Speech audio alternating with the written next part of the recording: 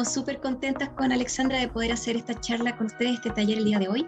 Tenemos preparado una parrilla partiendo por investigación cuantitativa conmigo, diseños de investigación principales, y luego Alexandra con diseños de investigación cualitativos y eventualmente entre una y otra espacios para preguntas, comentarios, reflexiones. Estos temas son grandes, son temas por los cuales uno puede estudiar toda su vida profesional, por lo que vamos a hacer es una puesta al día, un recordatorio de conceptos principales para diseños quanti y quali por separado, sabiendo que además hay espacios de diseños mixtos o multimétodos que permite la inclusión o la integración de ambos, ¿ya? Pero para llegar hasta allá vamos a partir con estos diseños clásicos, más convencionales de investigación quanti y quali. Entonces voy a empezar yo con investigación quanti, si les parece bien, una presentación de unos 20 minutos aprox, para luego dar espacio a unos 10 minutos de preguntas, ¿les parece? Partimos entonces. Bien. Gracias por la invitación, yo estoy súper contenta de estar con ustedes el día de hoy.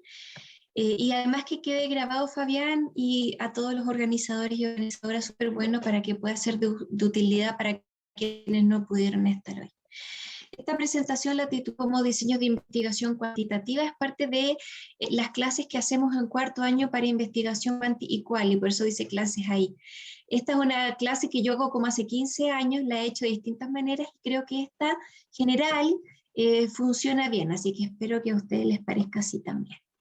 Vamos a partir definiendo diseños de investigación o diseños de un estudio. Por diseño de estudio se entienden los procedimientos, métodos y técnicas mediante los cuales los investigadores o las investigadoras seleccionan a pacientes o objetos de investigación. También pueden ser tejidos, células, partes del genoma humano, contenido del aire, de aguas, de ríos, etcétera, etcétera, ¿ya? Así que el sujeto o objeto de investigación puede ser distinto en distintos estudios, ¿ya? Recoger datos, analizar e interpretar los resultados. El diseño de investigación es el método científico llevado a la práctica a una pregunta de investigación específica que para poder ser respondida con el mayor rigor y calidad científica posible, se acompaña de una serie de procedimientos, métodos y técnicas específicas para dicha pregunta de investigación específica. Las preguntas de investigación son potencialmente infinitas. Un mismo problema puede ser investigado de infinitas formas, por lo que hay mucho de arte en la investigación y hay mucho de el abordaje personal del equipo de investigador o del investigador o investigadora en cómo elige sus preguntas de investigación para un problema particular y cómo lo desarrolla. Entonces, súper importante en investigación ser capaz de siempre justificar las preguntas de investigación que se hacen y los diseños que se eligen. Es el punto de partida esencial en rigor científico, pero también en ética y buena práctica de la investigación. Desde el punto de vista de la investigación cuantitativa, que tiene como objeto de fondo el poder establecer relaciones de causa-efecto sobre fenómenos de la realidad, los diseños de investigación se pueden ordenar conforme a distintos criterios, como son, por ejemplo, la unidad de análisis, la manipulación del investigador, la finalidad y la temporalidad. Entonces les voy a explicar cada uno de esos ahora, para luego pasar a los diseños de investigación clásicos de la epidemiología, entendiendo la epidemiología como la investigación de patrones de salud y enfermedad y su distribución en las poblaciones, y sus asociadas factores de riesgo o causas. Entonces, según manipulación del investigador, hay dos grandes tipos de diseños, los que se conocen como observacionales y los que se conocen como experimentales. Los observacionales se caracterizan porque el investigador mide la exposición y el efecto, solo observa y mide, pero no interviene, no manipula nada, de tal forma que observa los fenómenos de su realidad misma y los mide, entre comillas, de la manera más objetiva posible, sabiendo que la objetividad es un área de discusión de la ciencia enorme, pero entonces lo que hacen en los diseños de investigación observacional es observar y medir sin manipular o sin intervenir. Dentro de los observacionales hay dos grandes tipos de diseño, los descriptivos y los analíticos.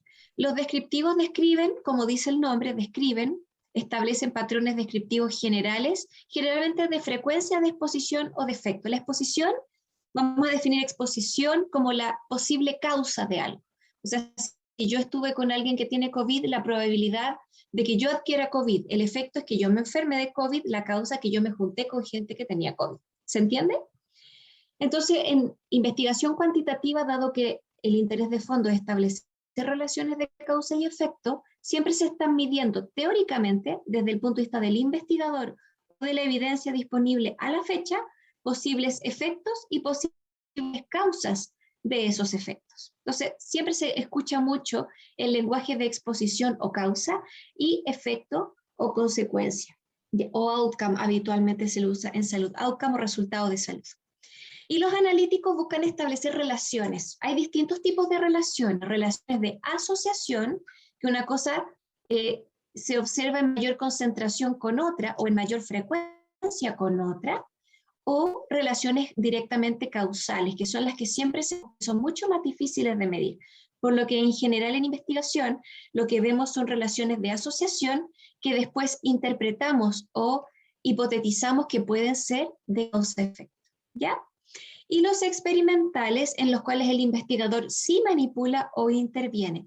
¿Qué es lo que manipula un investigador en un experimento? La posible causa, la exposición. ¿Para qué? Para ver si al poner la exposición o al quitarla, el evento se presenta o no se presenta. El evento, efecto, outcome o consecuencia. ¿Ok? Bien. Entonces, hay unas distinciones bien claras entre estudios experimentales y observacionales que me los voy a pasar bien rápido porque es la misma lógica de lo que les acabo de describir, pero ahora puesto en forma escrita y ordenada. En los experimentales, el equipo investigador asigna el factor de estudio, factor exposición, posible causa, y lo controla de forma deliberada para la realización de la investigación según un plan preestablecido que es el protocolo de estudio. Estos estudios se centran en una relación causa-efecto y en general evalúan el efecto de una o más intervenciones preventivas o terapéuticas. Uno puede estudiar o manipular tantas intervenciones, causas o exposiciones que uno quiera, pero mientras más mide al mismo tiempo, más difícil limpiar y separar cuál es la causa, la magnitud de efecto de una causa versus otra sobre el efecto. Y luego los estudios observacionales en donde el factor de estudio, la eventual exposición, variable explicatoria, eventual causa o variable de intervención o manipulación no se controla por los investigadores, sino que estos se limitan a observar, medir y analizar determinadas variables de los sujetos. La exposición puede venir impuesta, por ejemplo, el sexo de nacimiento biológico, puede haber sido escogida por los propios sujetos, entre comillas escogida, eso es otra materia de discusión enorme en salud pública, como consumo de tabaco o estilos de vida, dieta, sedentarismo, etc. O decidida por el profesional dentro del proceso habitual de atención, por ejemplo, disponibilidad de centro de vacunación contra COVID en distintos territorios del país, pero no de forma deliberada por el investigador o por el protocolo de investigación, sino que eso se va y se observa y se mide solamente. Ahora, déjenme mover esto, no sé dónde. Ahí. Según unidad de análisis, la unidad de análisis se refiere a cuál es la unidad sobre la cual yo voy a ir a medir algo. ¿Qué mido? Mido variables en investigación cuantitativa.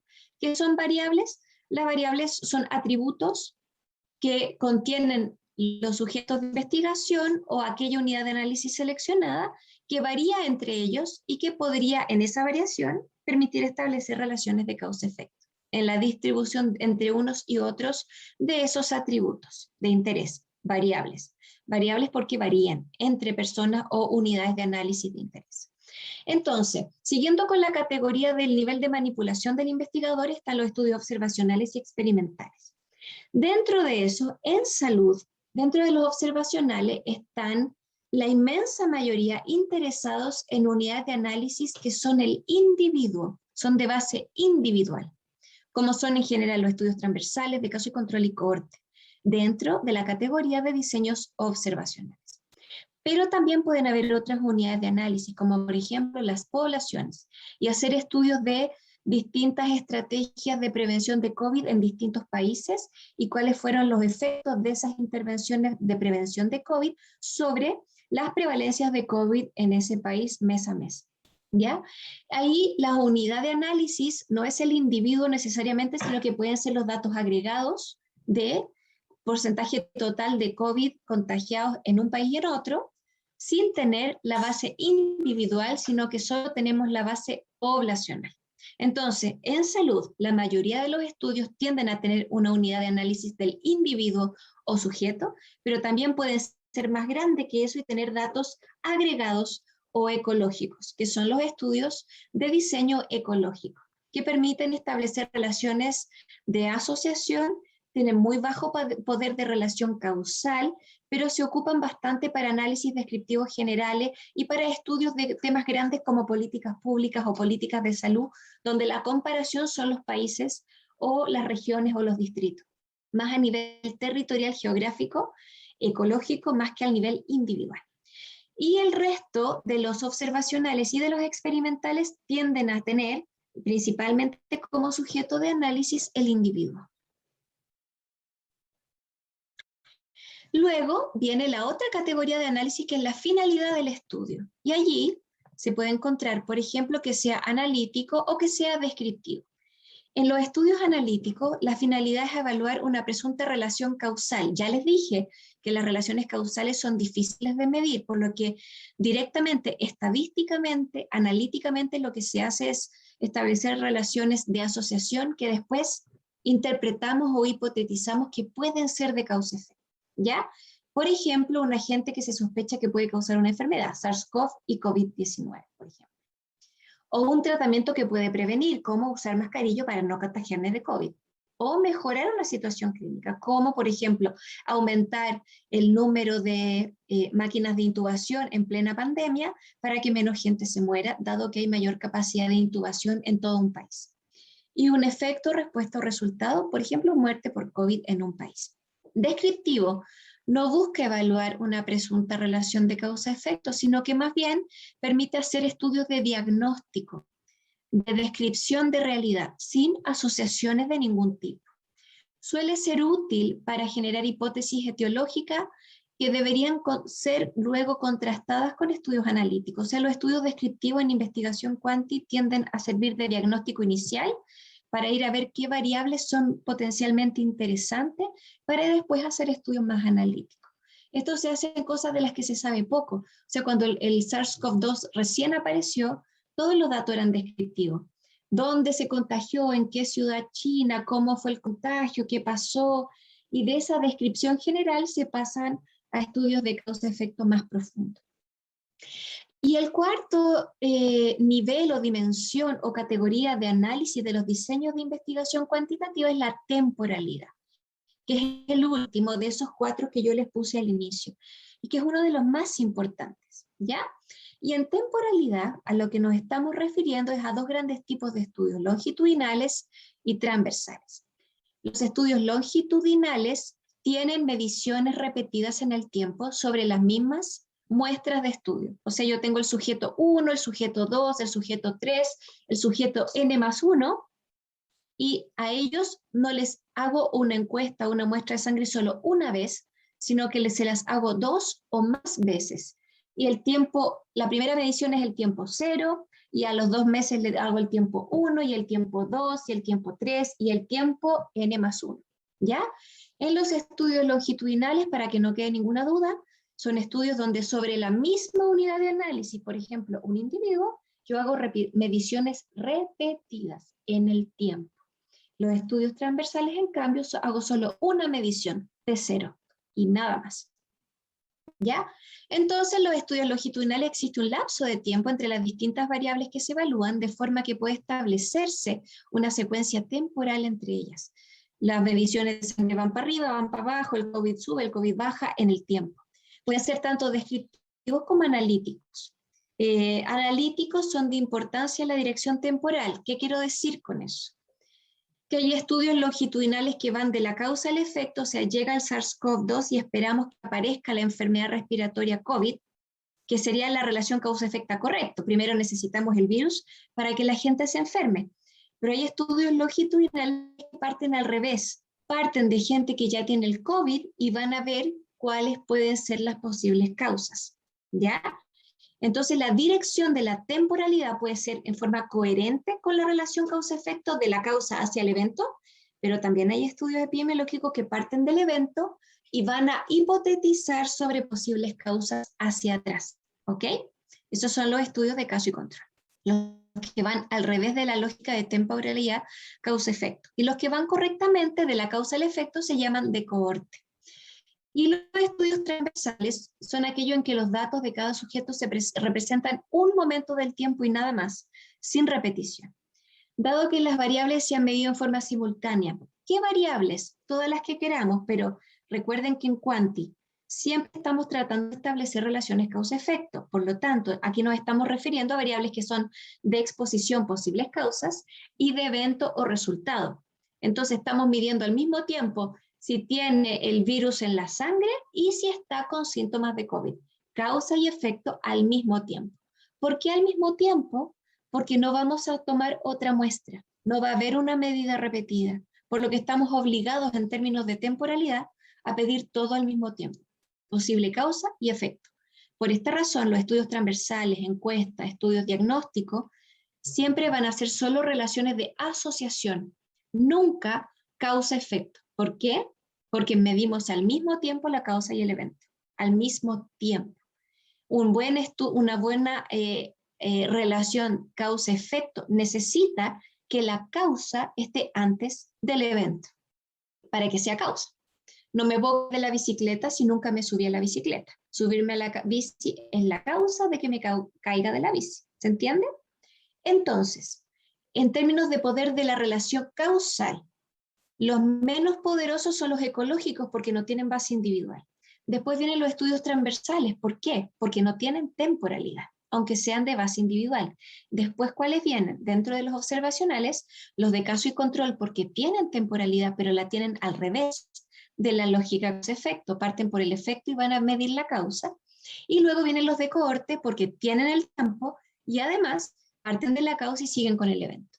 El gold standard en el poder causal es el diseño experimental, ecológico, transversal, caso control, cohorte, experimento. ¿Por qué el experimento arriba? Porque en el experimento no solo tengo el tiempo a favor, los experimentos tienen mediciones repetidas, sino que además conozco la causa de interés, espero que ocurra el evento y además yo lo manipulo. Al manipularlo lo puedo controlar por lo que el efecto dosis-respuesta causa-efecto es más directo, más arriba. En la era del Big Data o de la gran cantidad de datos que existen, de los estudios experimentales, el mayor nivel de evidencia viene después las revisiones sistemáticas de estudios experimentales, ¿ya? Que se llaman estudios de revisiones sistemáticas con metaanálisis de ensayos clínicos aleatorizados. Ese es el top hoy en la lógica cuantitativa de los diseños de mayor poder de relación causal, ¿ya? Entonces, yo ya les dije que los estudios longitudinales consideran el tiempo. Algunos toman el tiempo correctamente en la relación causal y otros de manera inversa.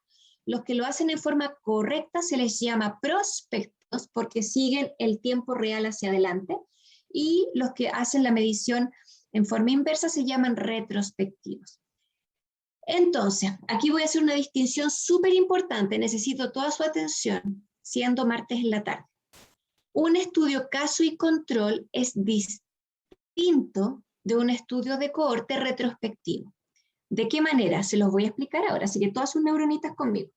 Los de caso y control parten del evento tener COVID y van a preguntar sobre la causa. ¿Estuvo o no estuvo con gente que estaba enferma y se sacó la mascarilla? La posible causa, haber estado con gente enferma y haberme sacado la mascarilla, y el evento que ya ocurrió, que tengo enfrente, que es por donde parto mi diseño y caso y control, es el estar enfermo con COVID. En los estudios de cohorte, siempre parto por la causa y espero el evento, pero la cohorte puede ser tanto prospectiva como retrospectiva.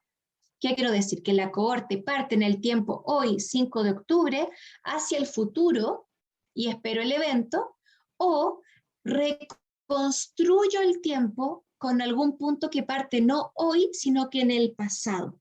¿Cómo puedo hacer eso? Con los registros, por ejemplo, habituales de hospitales, clínicas y consultorios.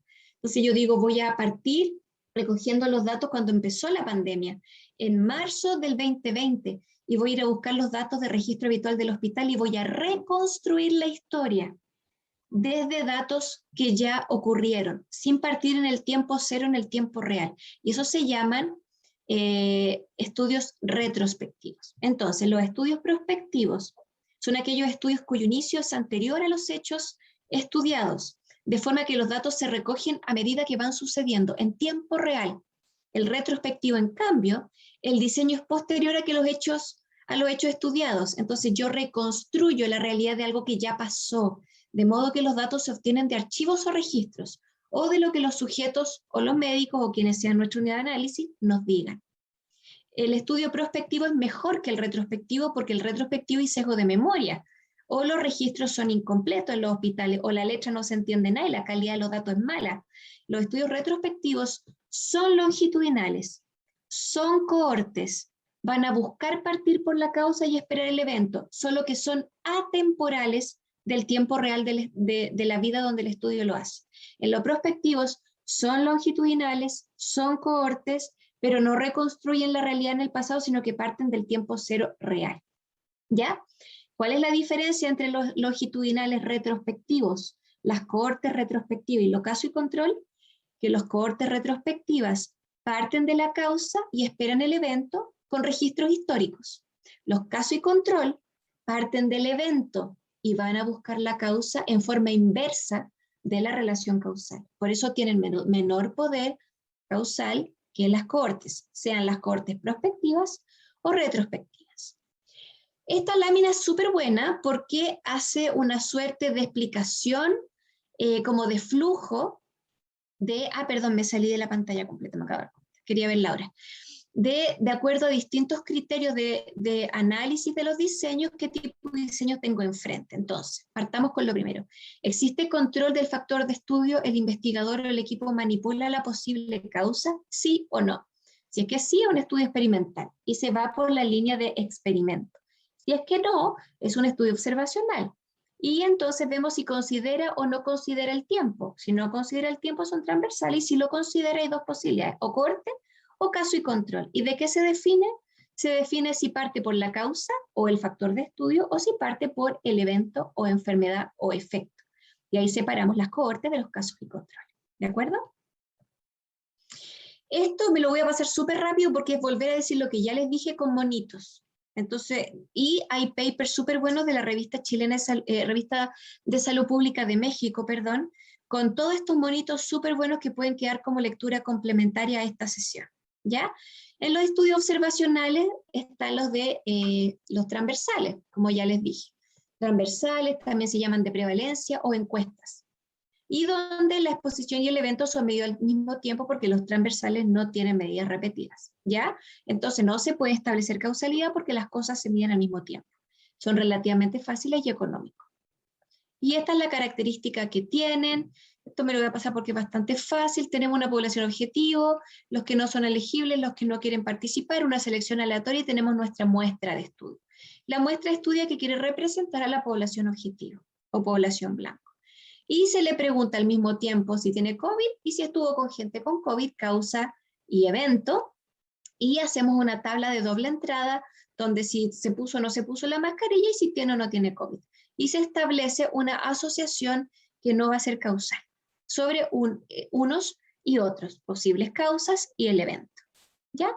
En caso y control, siguiendo de menos a más en el poder de causalidad, son estudios longitudinales que la característica que tienen es que parten del evento tener COVID y van a preguntar hacia atrás si es que en el pasado estuvieron con alguien hace un mes, hace 3 meses, etcétera, que estuviera con fiebre o que estuviera con, qué sé yo, moco, lo que sea que se les ocurre preguntar como riesgo. O se anduvo sin mascarilla en esta parte del caso y se va a buscar la posible exposición.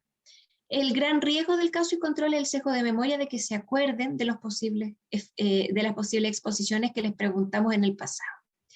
Y entonces partimos de la población blanco, que es toda la población llena, por ejemplo, los que no quieren participar, los que no son elegibles, se seleccionan desde un principio el caso, el que ya tiene COVID, el control, el que no tiene COVID, y les vamos a preguntar en los últimos 14 días, día por día, cuántas veces salió de la casa, cuántas veces se sacó la mascarilla, cuántas veces no limpió con lisoform sus cosas, cuántas veces pidió delivery, cuántas veces tuvo carrete, etcétera, etcétera, todas posibles cosas de tener COVID, y se termina con la misma tabla de doble entrada para estudiar asociación, ¿ya? El tiempo está incluido en la recomposición por la memoria de esas exposiciones 1 día atrás, 2 días atrás, 3 días atrás, 4 días atrás. Pero parten del evento, tener COVID. Después vienen los estudios de cohorte, que parten de la causa y esperan a que ocurra el evento. Estos, los de cohorte, son mucho más caros que la encuesta o transversales y mucho más caros que los casos y controles. Entonces, cuando uno tiene poco tiempo y tiene que tomar decisiones en salud pública, o tiene transversal o tiene caso y control, y después con el tiempo, con más calma, arma una buena cohorte para chequear que los datos del transversal y del caso y control son correctos. Habitualmente las cohortes que partieron con transversales y con caso y control generan en general relaciones relativamente estables a los estudios previos, pero con magnitudes de efecto más bajitas. No era tan grande la causa, sino que en vista de otras posibles causas, las fuerzas de asociación se atenúan. ¿Ya? Entonces aquí lo mismo, fíjense cómo cambia el gráfico. Tenemos la población, los no elegibles, los no participantes, la selección aleatoria, a partir de grupos expuestos y grupos no expuestos. Pensemos en estar expuestos en trabajar en delivery en plena pandemia. Y grupos no expuestos, los que no trabajan en delivery en plena pandemia, y en el tiempo los seguimos, los entrevistamos una vez al mes y vemos cuánto de los que hacen delivery hacen COVID y cuánto de los que no hacen delivery no hacen COVID. La exposición, posible causa, es hacer delivery, y el evento de interés es COVID. Se espera en el tiempo que aparezca el evento. Relación causa-efecto razonable con la temporalidad correcta. Los experimentales son iguales a las cohortes, pero yo no voy y separo los grupos por la causa, sino que la manipulo. ¿Cómo la manipulo? A través de una medición basal primero y luego aleatorizo. ¿Qué es aleatorizar? Dividir al azar, ojalá en forma ciega, a un grupo que lo tiro a trabajar en delivery, intencionadamente por el protocolo, y a otro grupo que no lo tiro a trabajar a delivery, sino que los dejo en la casa. Y espero que aparezca el COVID. ¿Cuál es la posible causa? Trabajar en delivery. ¿Cómo manipulé? Que yo, desde mi estudio, al azar, asigné a un grupo a delivery y a otro grupo no a delivery. No dejé que ellos me dijeran quién quiere y quién no quiere hacer, ni seleccioné a gente con y sin delivery a priori. Manipulo mi posible causa y espero el evento. Con eso termino mi presentación de diseños de investigación cuantitativa. De manera latente les hablé de causalidad, de relaciones causa-efecto, y creo que por efectos de tiempo ya cumplo con el interés de hablarles de investigación cuantitativa con diseños epidemiológicos clásicos. Gracias, querido Fabián. Adelante. Muchas gracias, profe Báltica, por esta pequeña pincelada y motivación para empezar con este aspecto de investigación cuantitativa. Ahora vamos a darle el inicio, el pie a la profesora Alexandra, para que nos cuente un poco del otro lado de investigación, del ámbito más cualitativo. Querido Fabián, antes de que Alexandra parta, que va probablemente a empezar a cargar su presentación y todo, ¿te parece si damos un minutito para alguna pregunta urgente? Porque yo me tengo que retirar a las 5:15 por razones personales, tengo que llevar a mi hija al doctor. Entonces, si es que hubiera alguna pregunta súper urgente que me quiera hacer alguno o alguna ahora, antes de que Alexandra parte, si te parece, pido disculpas, se me cruzó esto con temas de salud de mi hija mayor. Lo siento mucho. Sí, no hay problema. A los que están participando de este taller, si tienen alguna consulta para la profe Báltica, bienvenido sea. Y el PowerPoint yo se los puedo compartir también sin problema por correo, para que lo tengan si lo quieren tener. Así como la recomendación de los papers de la Revista de Salud Pública de México, que tiene toda esta descripción de diseños para que lo puedan leer, procesar, darle una vuelta, enojarse con la causalidad, enamorarse con la causalidad y todo eso. Un sub y baja de emociones con con los distintos métodos. A todos nos ha pasado. Tengo entendido que Camilo está interesado en esta parte de la investigación. No sé si habrá alguna pregunta, habrá quedado más claro el asunto, o si estará, nos dice por el El chat que Camilo es muy claro. puso un chat. Sí, puso un chat.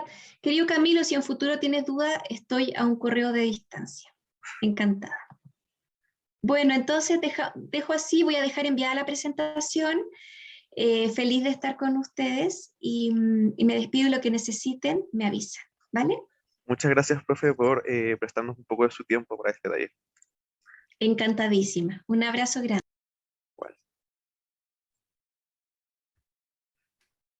Ahora sí, profe Alexandra, el tiempo es todo suyo. Muchas gracias. Vamos ahí a... Bueno, hola a todos y a todas. Qué bueno verlos aquí en este taller. Gracias también por la organización de este taller, felicitarlos y por la invitación, ¿no es cierto?, a ser parte de esto que tiene que ver con tener una visión general sobre la investigación en salud y en este caso, ¿no es cierto?, en particular sobre la investigación cualitativa. La Báltica empezó introduciéndonos, ¿no es cierto?, en la temática o la importancia o en la centralidad de la investigación dentro del área de la salud y nos mostró la aproximación a los fenómenos de la realidad, cómo aproximarnos, ¿no es cierto?, a la realidad desde una visión que tiene que ver con el paradigma cuantitativo de investigación. Entonces, en este ratito que me toca a mí, la idea es dar una visión general, pero en este caso del paradigma de investigación cualitativo, que se sitúa de cierta manera en la vereda del frente de la investigación cuantitativa, lo cual no quiere decir que sean mutuamente excluyentes, ya que cada vez más, ¿no es cierto?, lo que tendemos en ciencias es a poder generar investigaciones a través de métodos mixtos, ¿no es cierto?, o investigaciones multimétodo donde se encuentren ambos paradigmas de investigación. Entonces, primero que nada, establecer sobre, perdona, perdón, denme un segundo. Esta es una de las cosas que pasa con el trabajo en casa, no hay problema.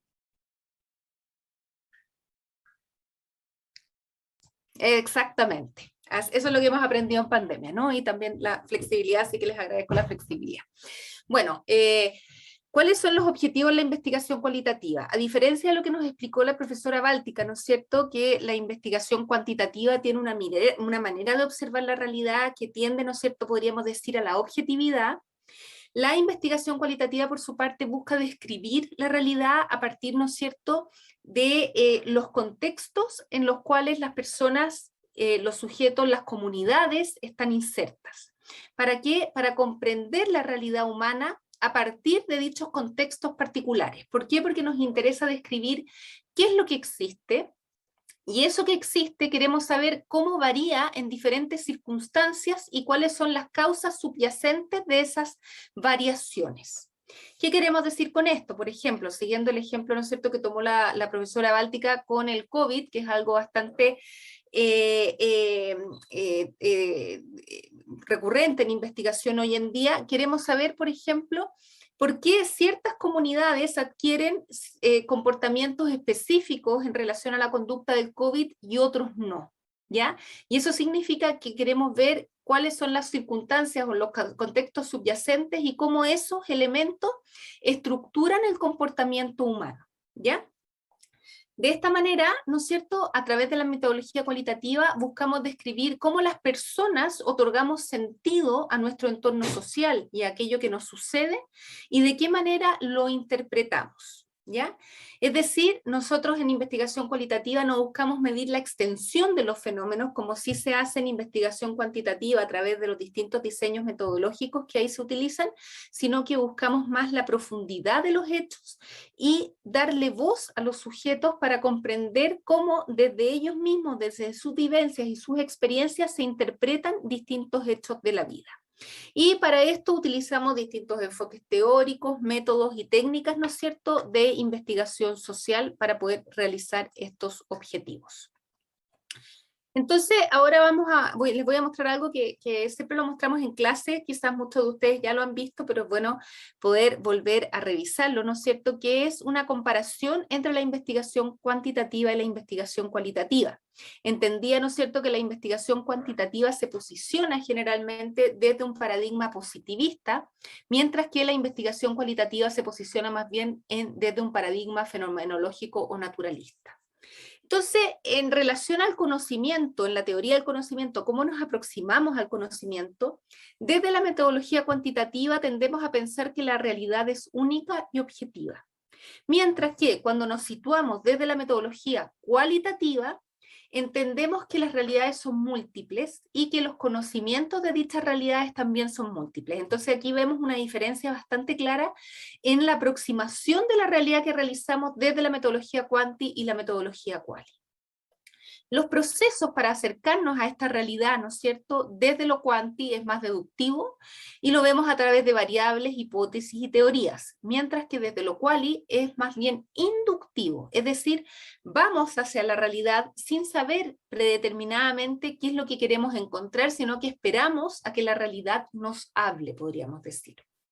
Tal como nos dijo la profesora Báltica, el propósito en la investigación cuanti tiene que ver con predecir, con explicar y comprobar teorías, mientras que desde la metodología cualitativa lo que nosotros buscamos es introducirnos en la complejidad de los fenómenos sociales, ¿ya?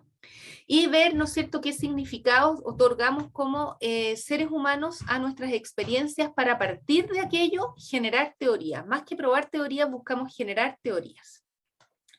En la metodología cuanti el contexto generalmente es controlado, es decir, de laboratorio, por ejemplo, mientras que en la investigación cualitativa los contextos son los naturales. No sacamos a las personas de su entorno para entender la realidad, sino que nosotros somos quienes vamos a los contextos donde las personas están ubicadas, viviendo sus experiencias, para de ahí tratar de comprender, generar esta suerte de empatía para tratar de observar desde los ojos de mis sujetos de estudio cómo ellos mismos observan su realidad. Y desde la metodología cuanti se tiende a pensar que el investigador está fuera del proceso de investigación, es decir, que sus propios valores o su propia postura frente a la vida o frente al problema de investigación no inciden en la manera en que se va a investigar, mientras que en lo quali se entiende que el investigador o la investigadora es parte del proceso de investigación y se reconoce, ¿no es cierto?, que incide en sus valores y sus sistemas de conocimiento en la manera de acercarse a la investigación. Ahora, ¿por qué implementar investigación cualitativa en el campo de la salud cuando históricamente el campo de la salud y las distintas, ¿no es cierto?, disciplinas que componen el campo de la salud ha hecho una aproximación más bien cuantitativa a los fenómenos? Esto tiene que ver principalmente, dado, podríamos decir, los perfiles epidemiológicos que se han venido derivando en las últimas décadas a nivel mundial, que han hecho que las respuestas desde la investigación clásica, de la investigación en salud, es decir, la investigación más bien cuantitativa, no estén dando luces sobre las problemáticas. Por ejemplo, ¿por qué algunos programas de promoción o de atención de salud tienen éxito y otros fracasan? ¿Ya? ¿Qué es lo que subyace a la experiencia del usuario que hace que estos programas, por ejemplo, tengan éxito o fracasen? ¿O por qué son subutilizados, por ejemplo, algunos programas de detección de ciertas enfermedades? ¿O por qué las personas que padecen enfermedades crónicas no reciben tratamiento o bien estas personas no adhieren a esos tratamientos? ¿Ya? Es decir, existen innumerables preguntas para las cuales la investigación cuantitativa puede generar aproximaciones interesantes, pero no se mete, podríamos decir, en profundidad en esos casos que nos puedan dar luces a las problemáticas en salud que están siendo cada vez más recurrentes en los escenarios epidemiológicos actuales. Y ahí se ha comprobado que la investigación cualitativa tiene grandes aportes que hacer. ¿Cuáles son las principales características de los métodos de investigación cualitativos? Lo que decíamos antes entonces es que la metodología cualitativa recoge datos descriptivos, es decir, recoge, ¿no es cierto?, a través, por ejemplo, de la observación, la descripción de los contextos donde viven las personas. También recogemos las palabras que las personas dicen, los discursos, ¿no es cierto?, de las personas, ¿no es cierto? Y con eso vamos construyendo de cierta manera una interpretación de qué es lo que está sucediendo con ciertos fenómenos en particular. Y algo muy importante siempre es como principio fundamental, o los principios fundamentales que orientan la investigación cualitativa, es el reconocimiento de la existencia de múltiples realidades y no solamente una realidad única y objetiva. Es decir, entender que un mismo fenómeno puede ser visto, comprendido y experimentado ya por distintas personas en diferentes contextos, en diferentes niveles socioeconómicos, dependiendo también, ¿no es cierto?, de su género, de su pertenencia étnica, de su situación migratoria, de múltiples variables, ¿no es cierto?, vemos que un mismo fenómeno puede ser interpretado y experimentado de múltiples formas. Por lo mismo, el propósito de la investigación cualitativa es comprender la complejidad y significado de la experiencia humana y contribuir a la generación de teorías. Los investigadores en investigación cualitativa vemos al escenario y las personas desde una perspectiva holística, es decir, las personas, los escenarios o los grupos no son reducidos a variables, sino que son considerados como un todo. Es un proceso inductivo, donde nos insertamos en el contexto natural en donde suceden las cosas, y el investigador se reconoce como parte del proceso de investigación.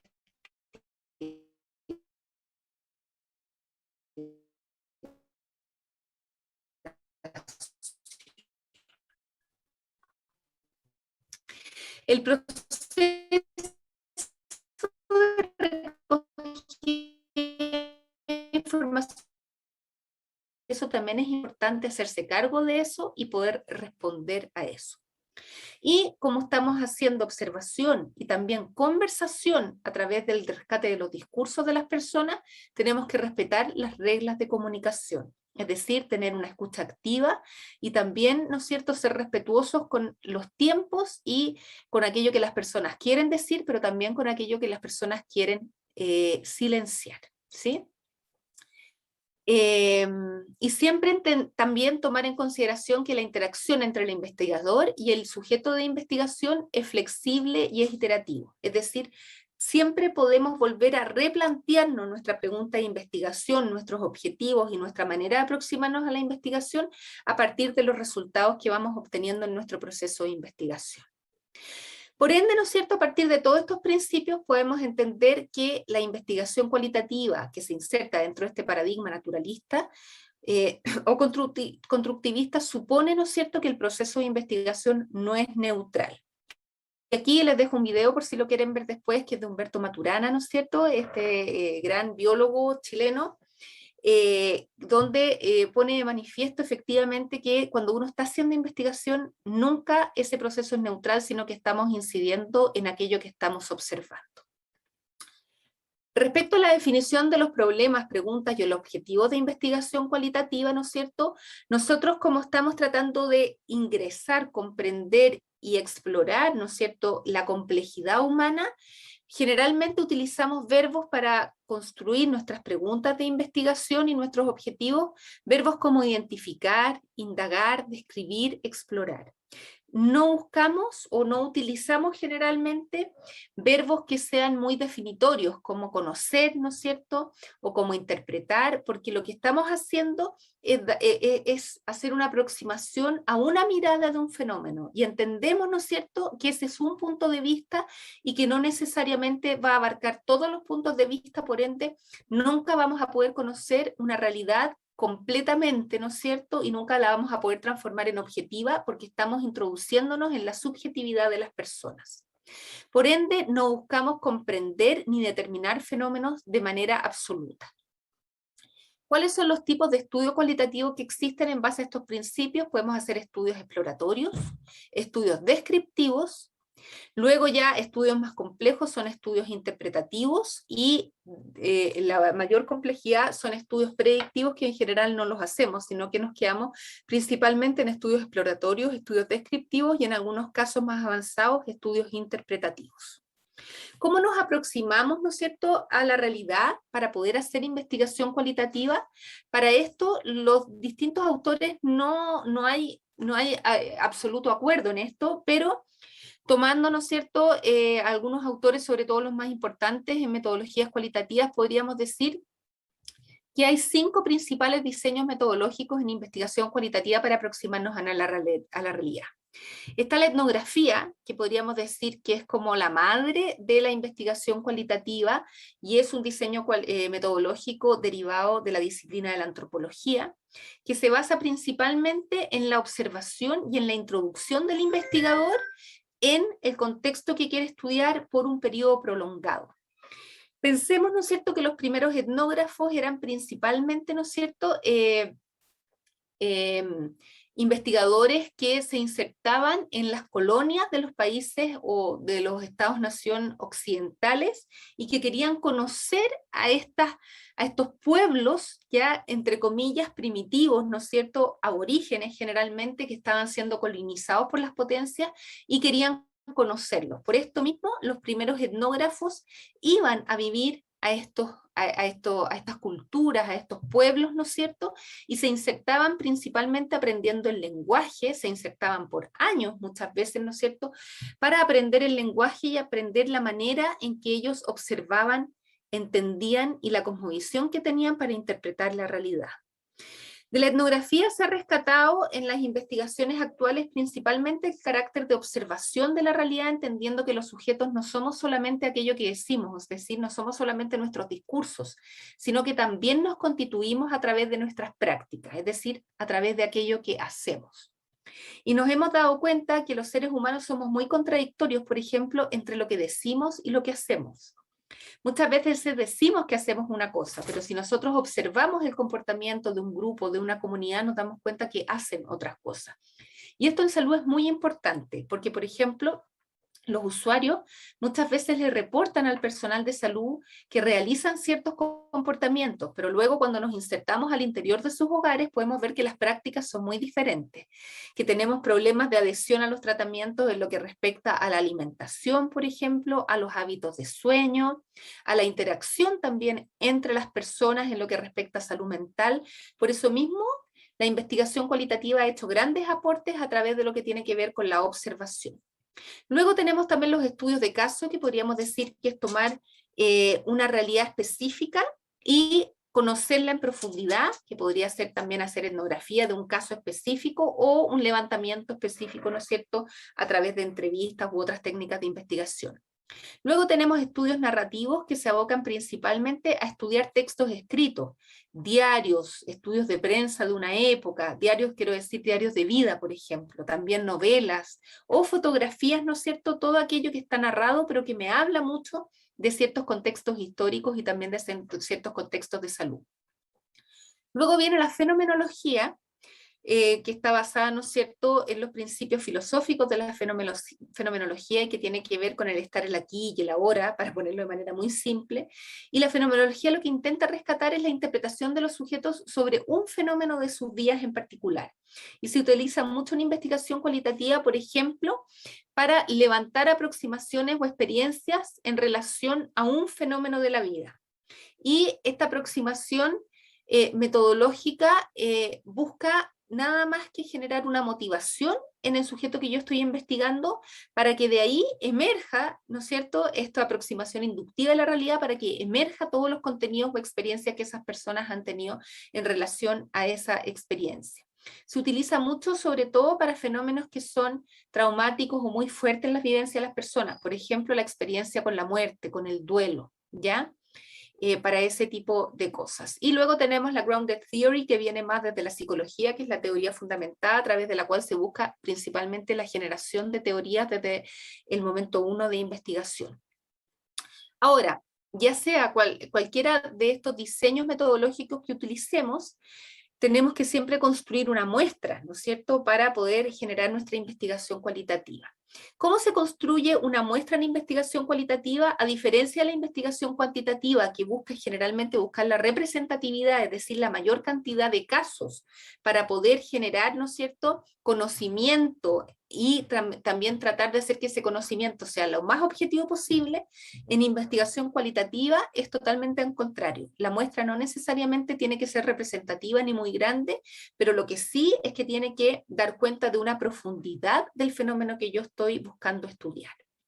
Por lo mismo, siempre usamos un arranque muestral, que es una propuesta inicial de nuestra muestra, y que luego tenemos que ver si es que alcanzamos la saturación, es decir, la profundidad de nuestra información, y cuando ya los sujetos ya no me están otorgando nueva información, sino que esta misma información ya se va repitiendo, significa que yo ya logré la saturación y con eso puedo terminar mi muestra. Entonces mi arranque muestral, cuando yo propongo, por ejemplo, para la realización de una tesis, por ejemplo, que voy a hacer 10 entrevistas en profundidad, ese es mi arranque muestral, pero si con las 10 entrevistas yo no he logrado la saturación, tengo que seguir aumentando mi muestra hasta poder lograr la saturación. De esta manera, entonces, las unidades de muestreo en investigación cualitativa no se eligen con criterios de representatividad estadística ni de forma probabilística como la Quanti, sino que con criterios de representatividad de los discursos y de los significados de las personas en relación a un fenómeno que yo quiero estudiar. Por ejemplo, ¿no es cierto? Si quiero estudiar el COVID, tengo que buscar representatividad de, en este caso, personas que han padecido el COVID, por ejemplo, en algo que estamos proponiéndonos para un estudio próximamente, tiene que ver, ¿no es cierto?, con temas de rehabilitación de COVID, es decir, post-COVID, ¿no es cierto? Y qué es lo que está pasando ahí, por ende la muestra tengo que construirla a partir de personas que pasaron por un proceso de entubamiento, ¿no es cierto?, y de rehabilitación, y también de profesionales de la salud que se dedican a la rehabilitación del COVID, para poder tener una representatividad de esa experiencia en particular. Y como decíamos, el poder de la muestra no depende del tamaño, sino la manera en que cada una de las unidades de muestreo me aportan información rica, profunda y completa en torno a mi objetivo de investigación. Siempre nuestra muestra y nuestras decisiones muestrales son flexibles, es decir, a diferencia de investigación cuantitativa, donde yo comienzo con una muestra y tengo que terminar necesariamente con esas mismas unidades de muestra, en la investigación cualitativa yo la puedo ir variando a medida, ¿no es cierto?, que voy avanzando en mi investigación. ¿Por qué? Porque a medida que voy levantando discursos y también observando conductas de las personas, me puedo dar cuenta que mis criterios iniciales para la construcción de la muestra no necesariamente eran los correctos, o van apareciendo temas emergentes, que es algo también bastante propio de la investigación cualitativa, y me doy cuenta que tengo que ampliar mi muestra, por ejemplo, para incorporar dimensiones que en un inicio no tenía incorporadas. Por ende, ¿no es cierto?, durante todo el proceso de investigación se van adoptando nuevas decisiones muestrales, y esto está bien, no es algo erróneo, sino que es algo que se espera de la investigación cualitativa. ¿Cuáles son mis unidades de muestreo? Pueden ser personas, generalmente son personas, pero también pueden ser contextos, eventos, procesos, actividades, por ejemplo. Nosotros en antropología somos muy buenos para observar fiestas o ritos, y esos también son unidades de muestreo, ¿sí? ¿Cuáles son los tipos de muestra con las cuales yo trabajo en investigación cualitativa? Puedo construir mi muestra a través de muestreos teóricos, es decir, qué es lo que me dice la evidencia sobre un tema específico y cuáles son las personas o los contextos a los cuales yo debería acercarme para construir mi muestra, pero también en investigación cualitativa pueden ser muestreos opináticos, es decir, por criterios de factibilidad, ¿ya? Y criterios pragmáticos que puedan dar cuenta, ¿no es cierto?, de que mi investigación es viable. Es decir, si yo efectivamente, ¿no es cierto?, quiero hacer mi investigación sobre post-COVID, a lo mejor el muestreo teórico me podría decir que yo tengo que levantar información en pacientes, ¿no es cierto?, de más de 90 años, que estén en instituciones, ¿no es cierto?, qué sé yo, de hogares de ancianos. Pero por criterios pragmáticos a lo mejor me va a ser mucho más real y más factible mi investigación poder lograr llegar a ese mismo sujeto de investigación a través de un hospital, por ejemplo, con el cual mi institución tenga algún convenio, ¿ya? Generalmente usamos los dos tipos de muestreo, es decir, cuando usamos un muestreo opinático igual siempre nos basamos en algunos criterios que son más bien teóricos. Y con respecto a la selección de los participantes, generalmente esto lo hacemos, ¿no es cierto?, ya sea por reclutamiento que estén de cierta manera un público objetivo o cautivo, por ejemplo, en atención primaria, usuarios de ciertos CEFAM o de ciertos hospitales, pero también lo puedo hacer por una técnica que se llama de bola de nieve, es decir, puedo comenzar con estos usuarios captivos, ¿no es cierto?, en atención primaria, como ponemos el ejemplo, y luego a partir de este informante, que ese informante me derive a otro, y este, ¿no es cierto?, a otro y a otro, es decir, se va aumentando la muestra de manera exponencial a medida que voy tomando el contacto que los mismos informantes me van entregando. Y a eso se le llama una técnica de bola de nieve que es muy utilizada en investigación cualitativa. Importante tener claro que en investigación cualitativa no trabajamos con variables, es decir, las personas, las situaciones o los contextos no son reducidos a variables de estudio, sino que son considerados en su totalidad. Por ende, no trabajamos ni con variables dependientes, ni independientes, ni mediadoras, ni moderadoras, ¿ya? Lo que trabajamos es más bien con dimensiones que queremos abarcar, dimensiones de la experiencia, dimensiones de mi objetivo de investigación que queremos abordar con los sujetos de investigación. ¿Cómo hacemos nuestra investigación cualitativa? ¿Cómo podemos acercarnos a las personas, a los sujetos, a los contextos para poder levantar la información que queremos realizar? Las técnicas de investigación cualitativa son múltiples, pero las más utilizadas son las que ya les dije a través de la observación, que puede ser una observación participante o no participante, es decir, que el investigador se involucra en un 100% en lo que ahí está sucediendo y realiza las mismas acciones que están realizando sus sujetos observados, o bien una investigación no participante, por ejemplo, que se utiliza mucho en educación, en observaciones etnográficas en aula, donde en la sala de clases yo me quedo atrás, ¿no es cierto?, y no participo, sino que solamente observo qué es lo que ahí está sucediendo.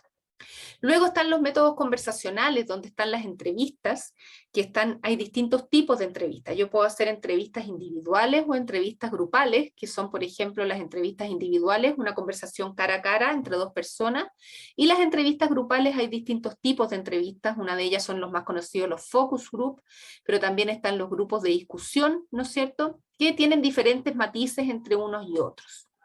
También tener claro que existen entrevistas que son semiestructuradas, donde yo voy con un guión de entrevistas y me acerco, ¿no es cierto?, a mis sujetos entrevistados con un guión de entrevistas que más o menos orientan las dimensiones que yo quiero abordar, pero también hay entrevistas que son totalmente libres, ya como en la fenomenología, es decir, yo voy simplemente dejando que la conversación fluya y que de ahí surja la información que yo quiero levantar.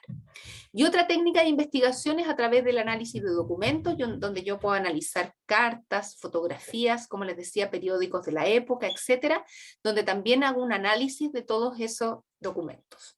Ahora, ¿cómo es que yo analizo toda esta investigación que he recopilado en investigación cualitativa? Hay distintas maneras de hacer análisis, pero los más comunes o frecuentes son análisis narrativo de contenido, que es el que nosotros generalmente utilizamos, donde se concentra el análisis en el contenido manifiesto, es decir, vamos analizando los contenidos expresados por las personas en forma directa y vamos interpretando sus significados a partir de las dimensiones que fuimos identificando desde nuestra pregunta de investigación, objetivo general y objetivo específico, o podemos hacer un análisis de discurso que se centra en el contenido latente. Por ejemplo, se usa mucho esto cuando hacemos estudios narrativos, donde estudiamos periódicos de la época o diarios de vida y donde hacemos un análisis no solamente de lo que ahí dice, sino que tratamos de leer entre líneas qué es lo que se quiso decir, ¿ya? Para buscar principalmente el significado subyacente de aquello que se está estudiando, ¿sí? Ahora, ¿cuáles son los pasos para la realización del análisis de la investigación cualitativa y de contenido, ¿no es cierto? Lo primero es que siempre cuando realizamos investigación cualitativa, nosotros lo que hacemos es tratar de plasmar la realidad, ¿no es cierto?, para transformarla en un texto escrito. Por ende, siempre grabamos la información, obviamente resguardando todos los aspectos éticos y pidiendo las autorizaciones y los consentimientos informados respectivos. Nosotros grabamos la información, ya sea en audio, hoy en día que realizamos muchas entrevistas online por Zoom, y también si estamos haciendo observación podemos grabar a través de videos, ¿no es cierto?, porque eso también luego los vamos analizando. Luego, siempre vamos a transcribir esa información, vamos a traspasar todo esto que es información oral o visual a un texto escrito.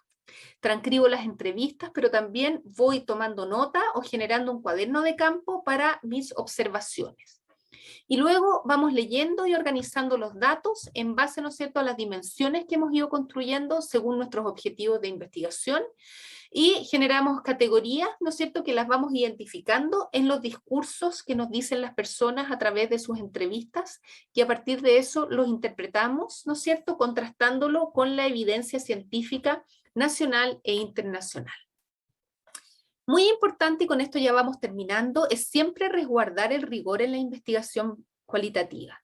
Esta pregunta, que es ¿la investigación cualitativa tiene rigor científico?, es una pregunta que nos ha rondado durante mucho tiempo a quienes nos dedicamos a esto, porque generalmente desde las ciencias más duras se tendía a ver a la investigación cualitativa como una investigación muy poco rigurosa. Pero con el tiempo esta idea ha ido cambiando y la misma investigación cualitativa también ha ido generando mecanismos para generar cada vez mayor rigor en sus procesos de investigación. Y que todo esto que es tan interpretativo, tan subjetivo de las personas, no quede solamente al arbitrio de quien investiga, sino que haya un proceso que se puede demostrar científicamente y que cumple con ciertos protocolos y ciertos pasos preestablecidos.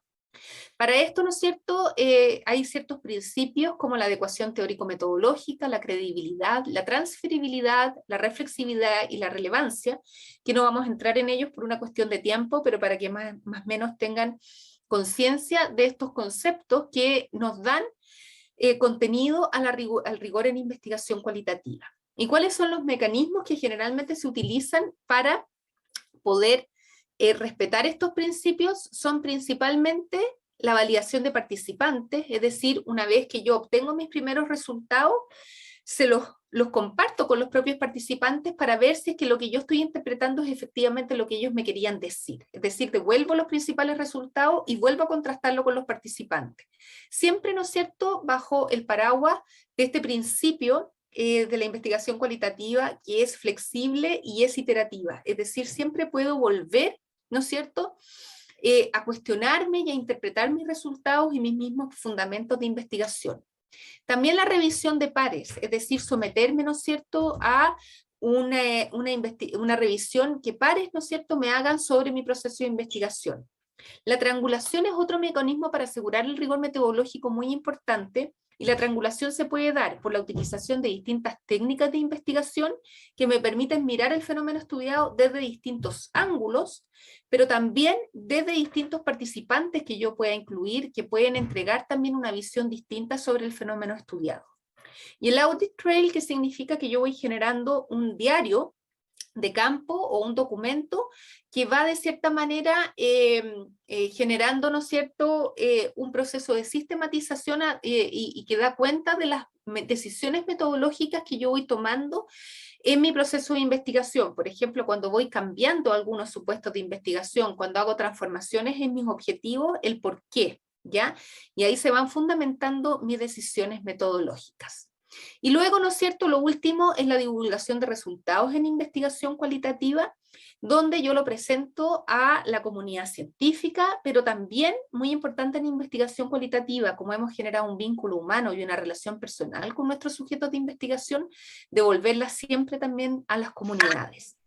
¿Para qué? Para que las propias comunidades también puedan ser partícipes y empoderarlos en estos resultados de investigación, porque finalmente todos somos colectivamente autores, ¿no es cierto?, de estos procesos de investigación, tanto quienes investigamos como nuestros sujetos de investigación, es decir, aquellos que viven las realidades que nosotros queremos comprender. Eso, muchas gracias.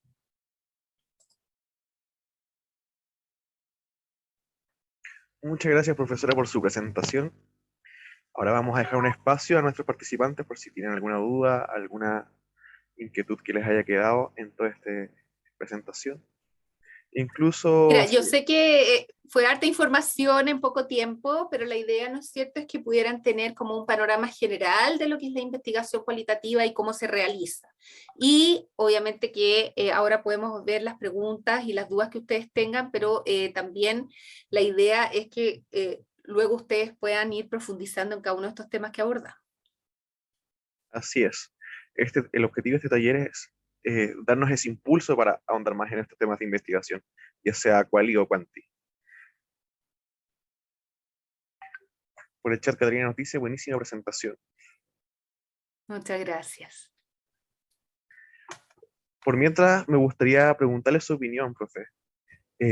¿Alguien que se quiere iniciar en este mundo de la investigación tiene alguna recomendación en particular con alguno de estos dos métodos que puede ser más fácil o a depender netamente de nuestro tema a tratar, de nuestro interés? Yo creo que siempre tiene que ver, a ver, la aproximación metodológica siempre tiene que ver con cuál es la pregunta de investigación que nos estamos planteando. ¿ya?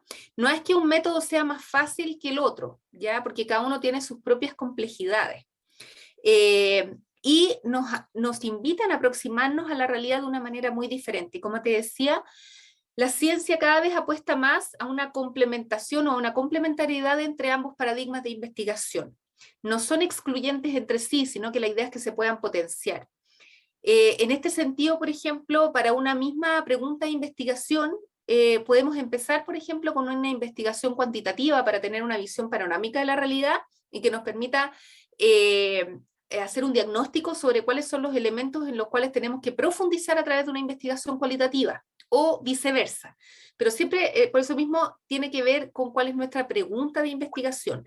Hay preguntas de investigación cuya pertinencia en la respuesta viene dada más desde una visión positivista o cuantitativa, y otra cuya pertinencia viene más dada por una investigación cualitativa o naturalista o constructivista. Clarísimo, muchas gracias. ¿Alguno de nuestros participantes tiene alguna consulta para la profesora Alexandra?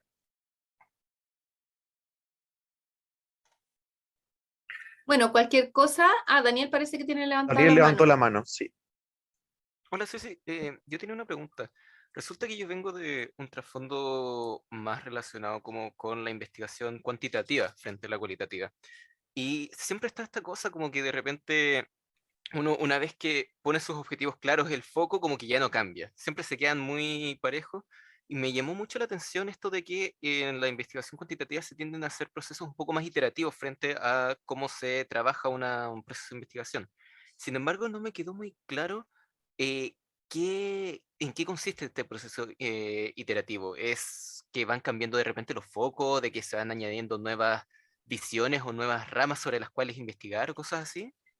Claro, exactamente. Que sea flexible e iterativo quiere decir que yo empiezo con un supuesto, porque tampoco trabajamos con hipótesis, sino que trabajamos principalmente con supuestos de investigación. Empiezo con un supuesto y a partir de mi supuesto, es decir, lo que yo he leído, lo que dice la evidencia, me construyo más o menos una idea de cuál es mi problema de investigación, yo construyo mis objetivos. Pero puede ser que yo cuando me acerque a la realidad específica que quiero estudiar, me doy cuenta que hay ciertos temas que quedaron fuera de mi foco de investigación y que son muy relevantes para comprender el fenómeno que yo estoy investigando. Por ende, puedo efectivamente volver hacia atrás, ¿no es cierto? Por eso es flexible, e incorporarlos dentro de mi objetivo de investigación. Es decir, no, a ver, el que sucedan temas emergentes, que aparezcan nuevos temas que van a enriquecer mi investigación, no ensucian, entre comillas, mi investigación como en la metodología cuantitativa, sino que la enriquecen. Y es iterativa en el sentido, ¿no es cierto?, de que efectivamente con esto yo voy y vuelvo, voy enriqueciendo de cierta manera mi visión sobre las problemáticas a medida que también voy complejizando mi comprensión sobre los fenómenos. Perfecto, ahí me queda un poco más claro. Gracias.